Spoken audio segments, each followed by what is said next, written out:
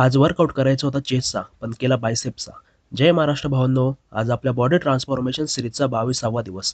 आज दिवसाची सुरुवात 5 बॉईल अंड्यांनी केली. सध्या तरी बॉडी वेटच्या हिशोबाने म्हणजे माझं बॉडी वेट 67-68 केजी आहे. तर 60-65 gram protein intake daily complete करायचा प्रयत्न करतो.